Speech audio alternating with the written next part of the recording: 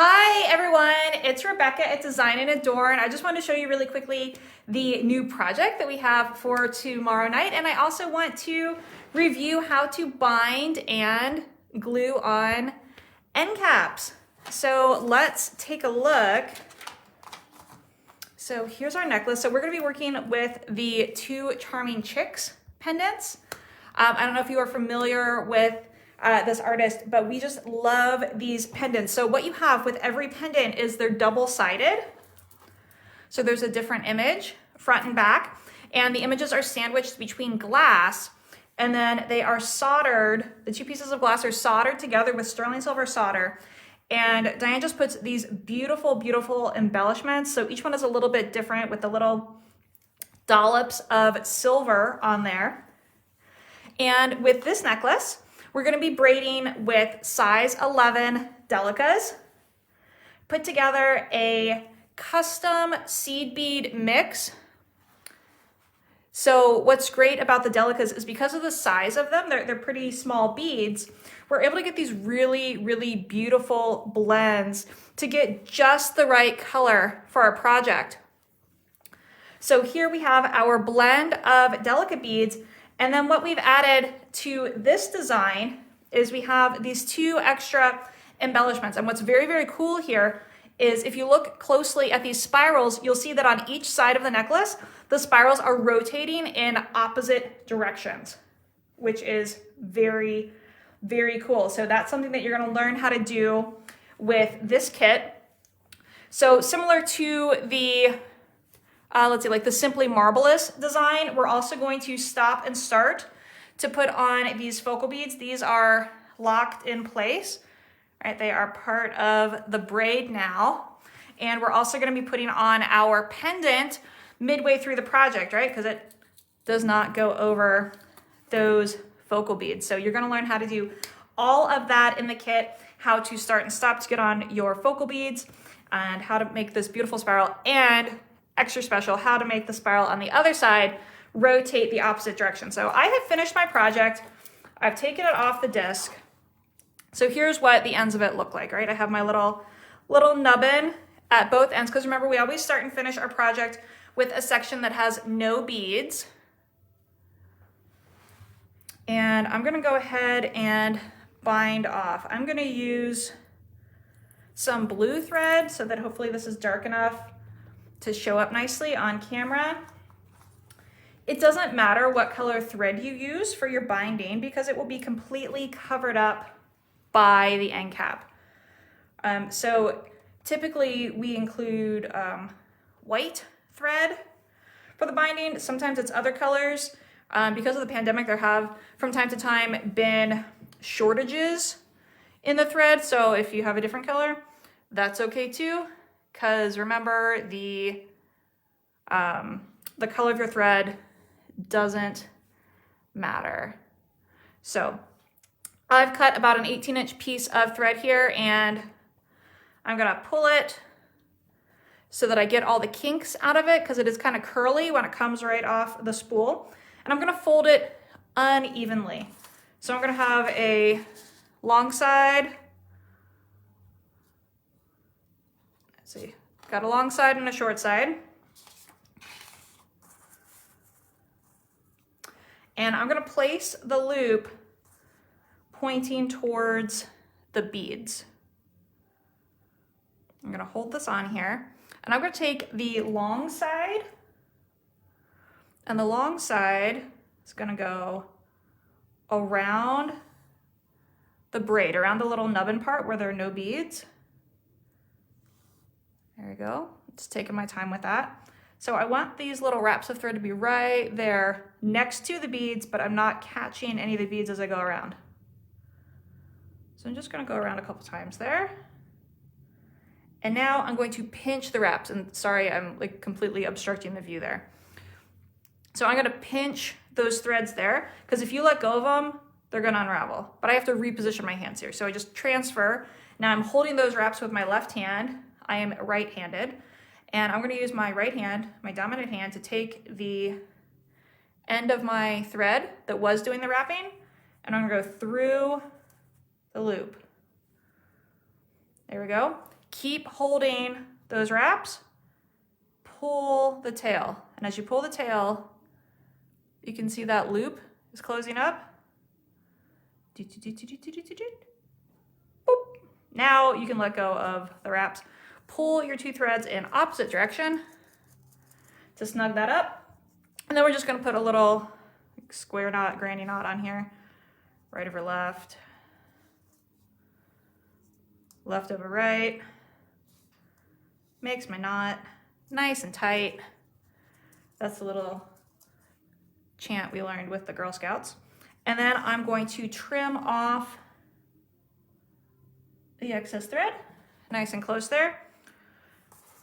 All right, one more time. Let's do it on the other side. I'm gonna get another piece of thread.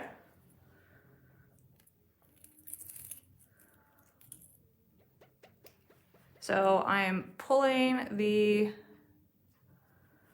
kinks out of my thread there.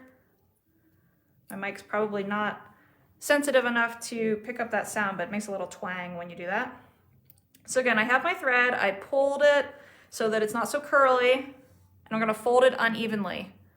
Long side and a short side.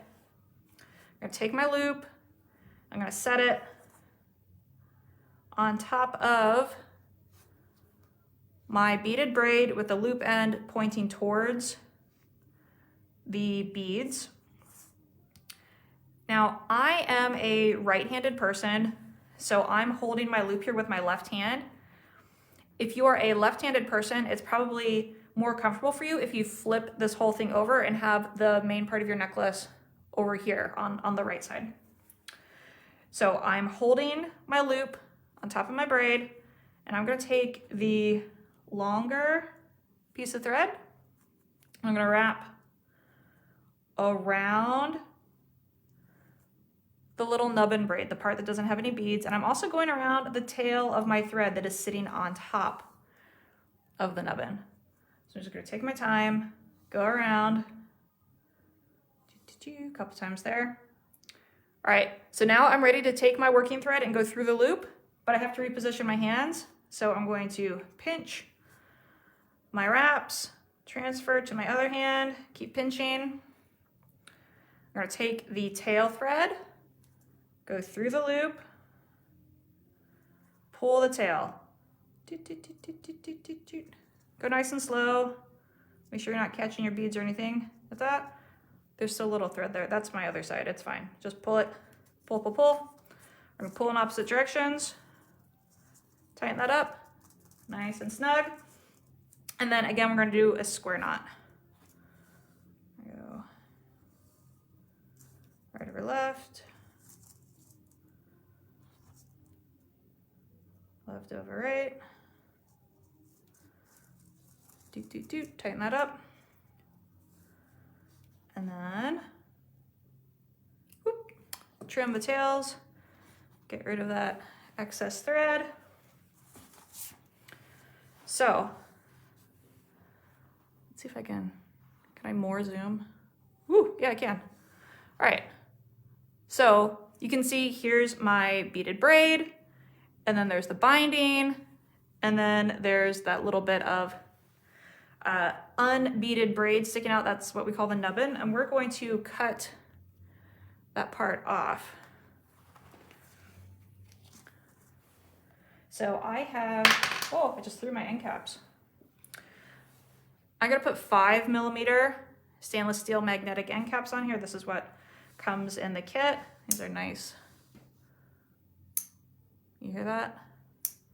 Nice, strong magnets, and they're a really thin wall, which I love because it doesn't add extra bulk to the braid, because we're later gonna cover this with peyote stitch. So I'm just gonna open these up, set them apart from each other so they don't jump.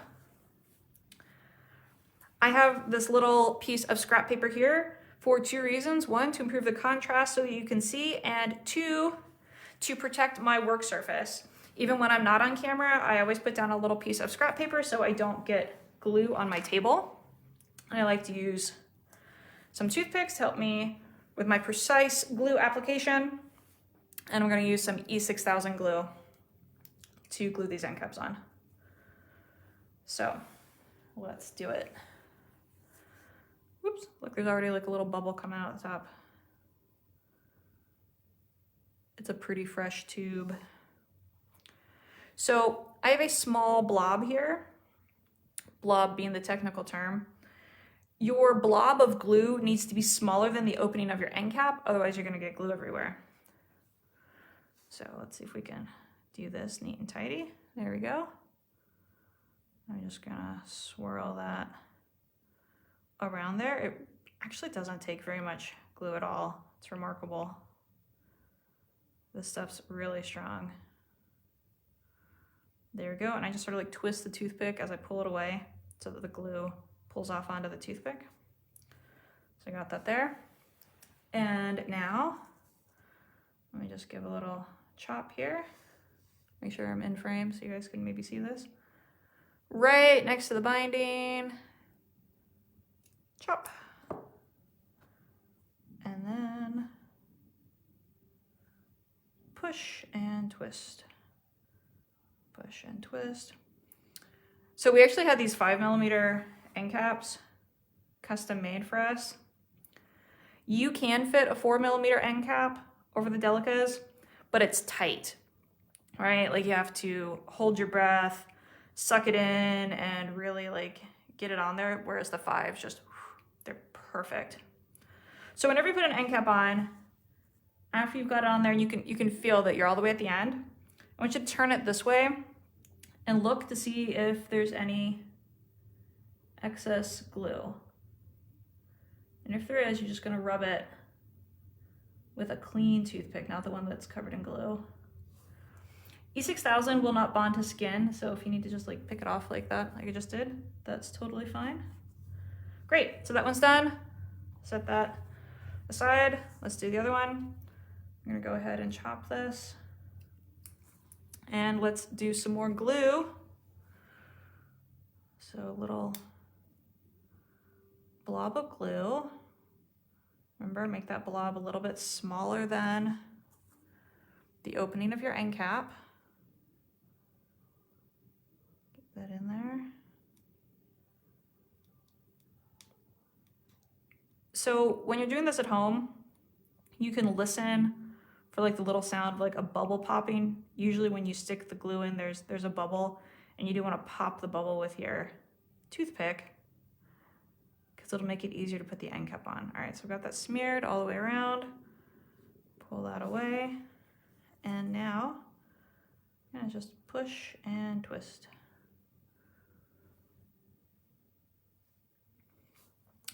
Then, important steps. Get the lid back on the glue. You want to do that right away so your glue doesn't dry out and so it doesn't ooze everywhere. And then I'm going to fold up my gluey scrap paper. And I'm going to leave my end caps hanging out someplace for 24 hours undisturbed, right? That's very important. You want them to sit 24 hours without interruption. That way the glue can fully cure. All right, so that's it. That's how we do our binding and the end caps. I hope you guys will tune in tomorrow night for our new project. I still don't have a name yet, so I'm working on that. Thanks, everybody. Bye.